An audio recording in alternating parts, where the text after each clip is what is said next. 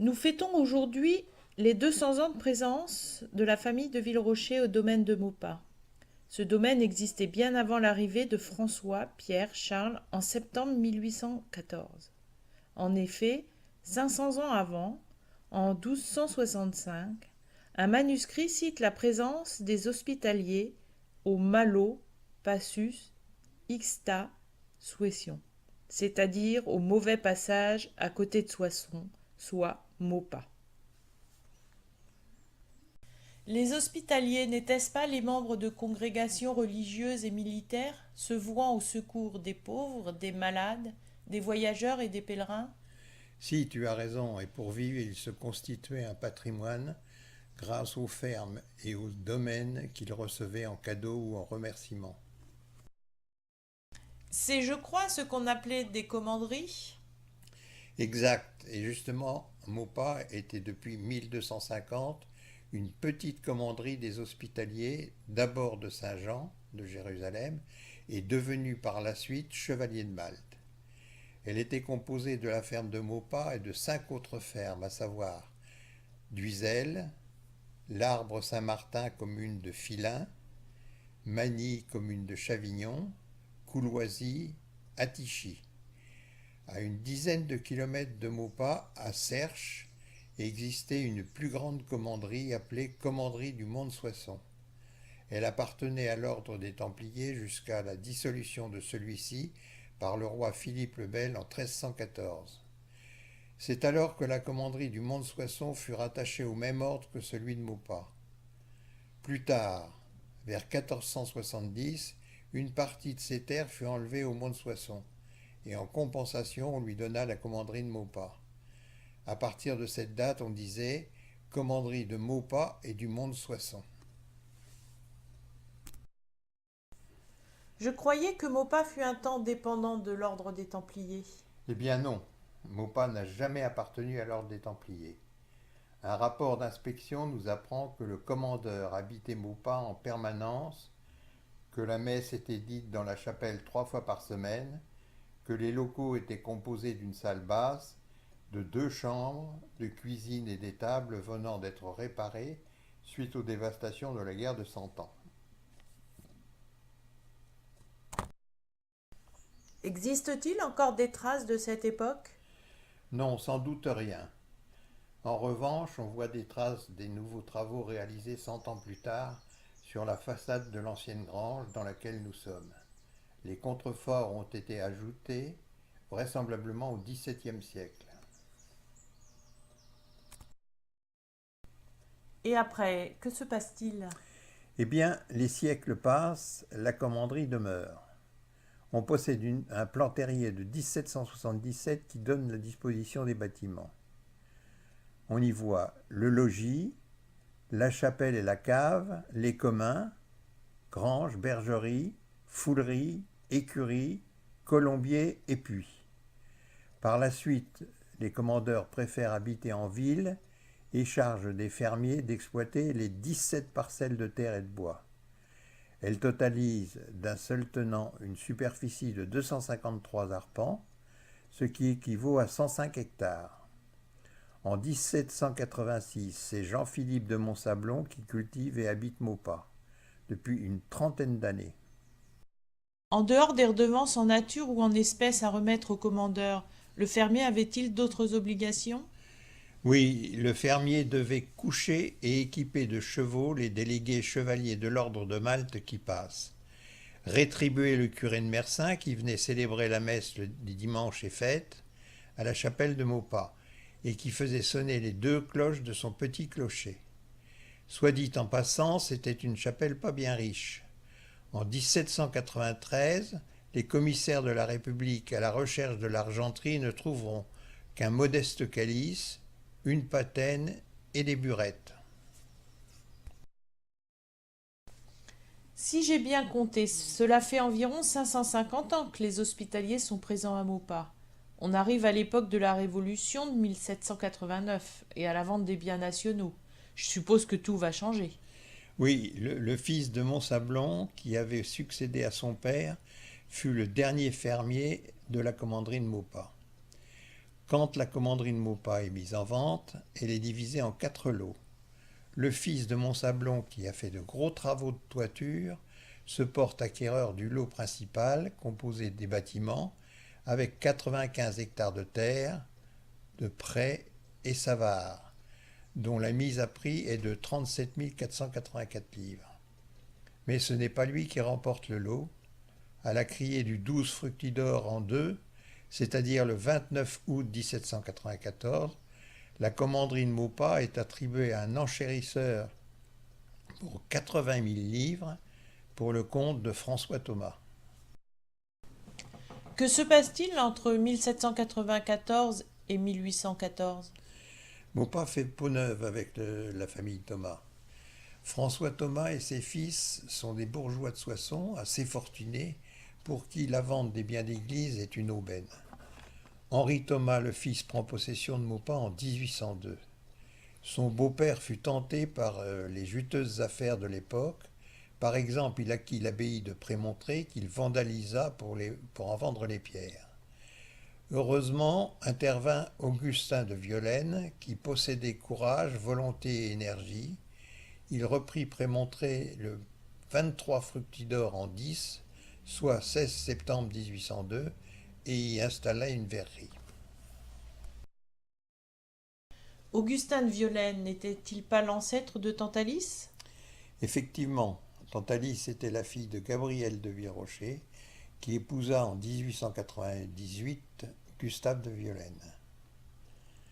Ruiné, Henri Thomas est contraint de revendre Maupas 20 ans après que son père l'ait acheté.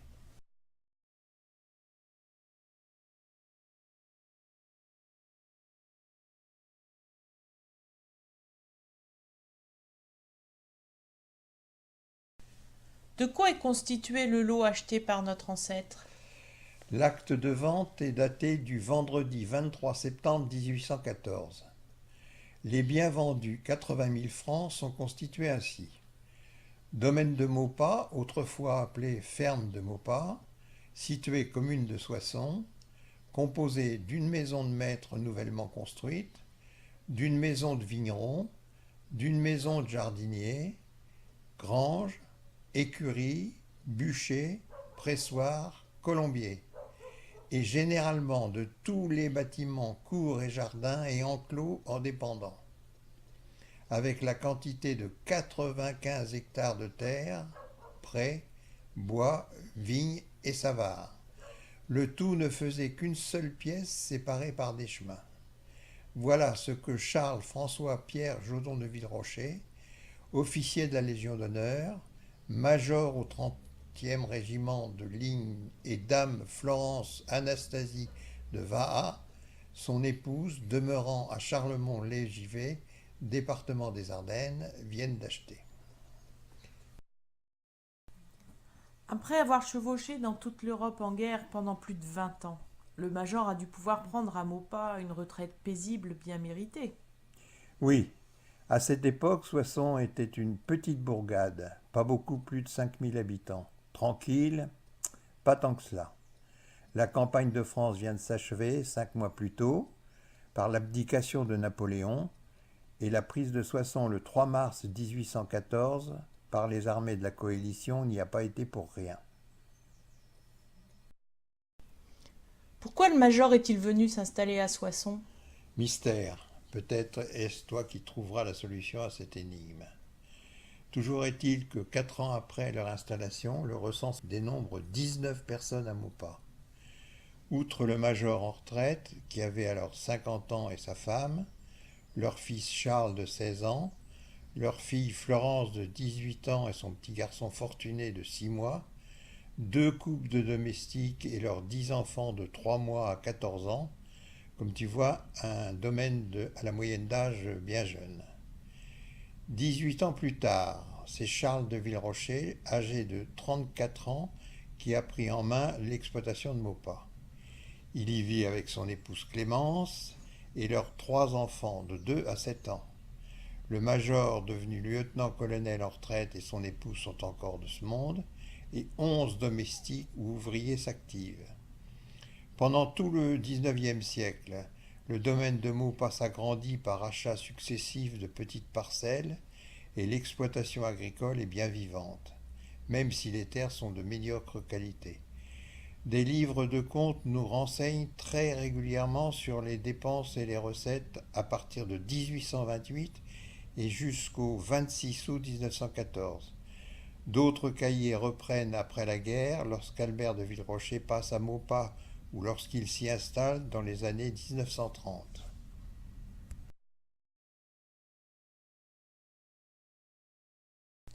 Qu'est-ce qu'on peut bien trouver d'intéressant dans ces suites de chiffres? Des tas de choses.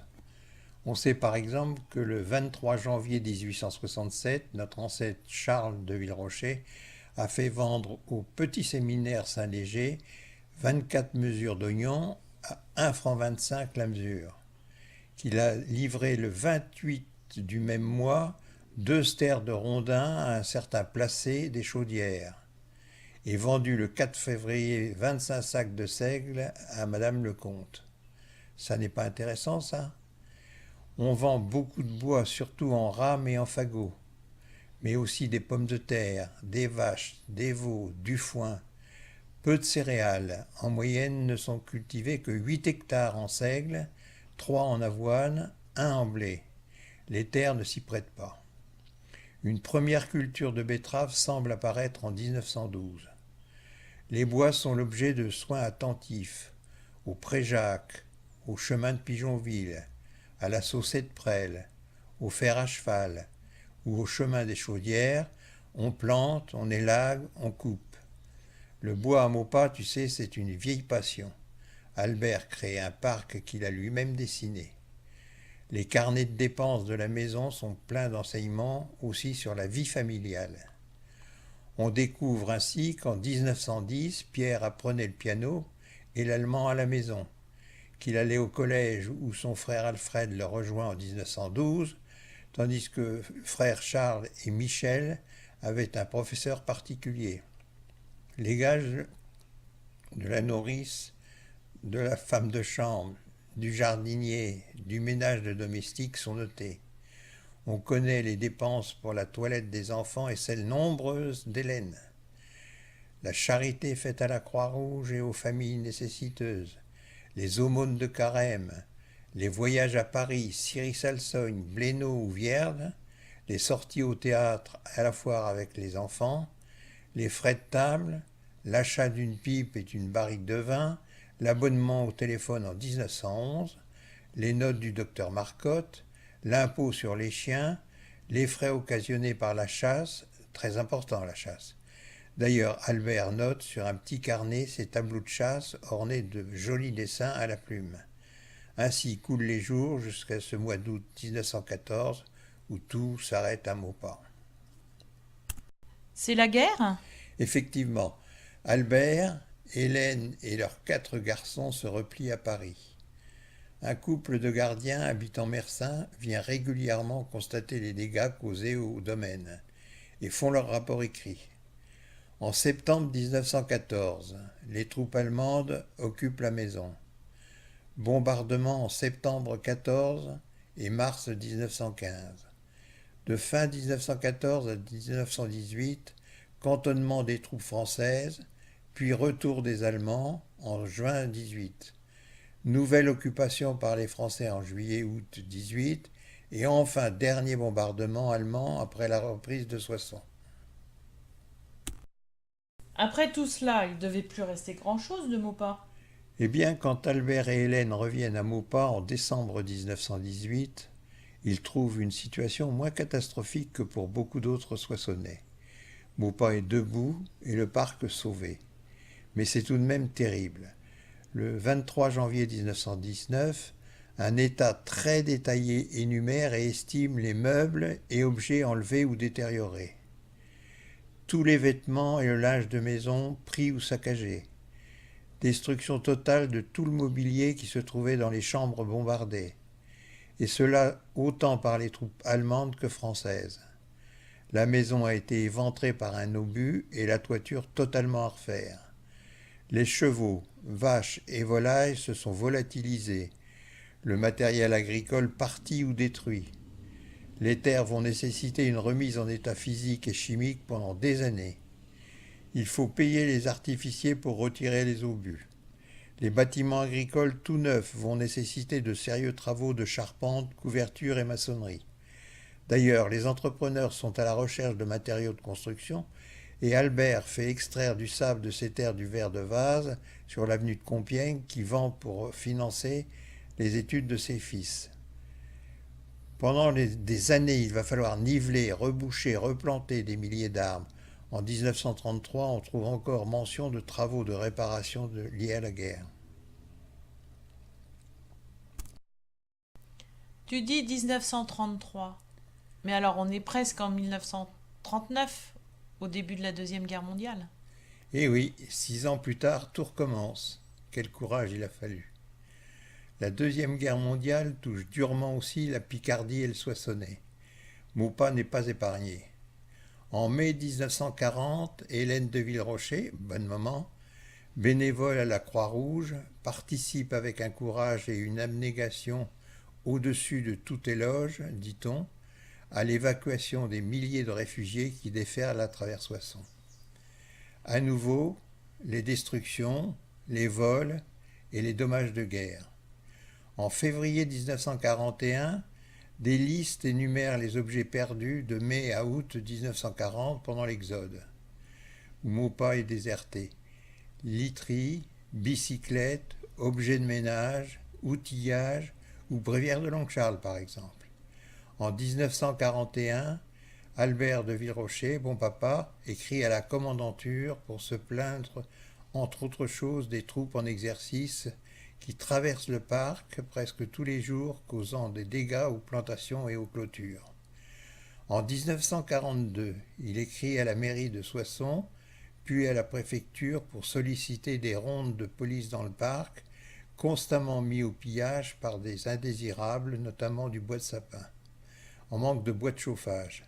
Il souligne que c'est à la collectivité de porter remède au manque de combustible et non à lui seul. Heureusement Albert, comme Pierre à sa suite, gardent toujours les brouillons de leurs lettres. Ils ont pensé à la postérité. En 1948, un rapport de l'intendance militaire de Laon fixe l'indemnité à verser à bon moment, en règlement des dégâts américains causés au parc. Arbres disparus, taillis saccagés, clôtures endommagées, pelouses détruites par le passage dans le parc des chars et camions, nuisances occasionnées par le campement, tranchées, fausses d'aisance. Heureusement, Maupas reprend vie après cette maudite guerre. Le 3 décembre 1944, Albert de Villerocher note encore sur son livre de comptes le loyer d'Ambroise, l'ouvrier agricole. Brusquement, l'écriture change. Le mardi 5 décembre, mon papa est allé faire un tour dans ses bois et il y est mort brutalement. Sa femme, Hélène de Villerocher, bonne maman, reprend avec courage la tenue des comptes, seule le plus souvent à Maupas pendant 10 ans. Heureusement qu'il y avait l'oncle Charles à proximité. Une société civile immobilière est créée en décembre 1951.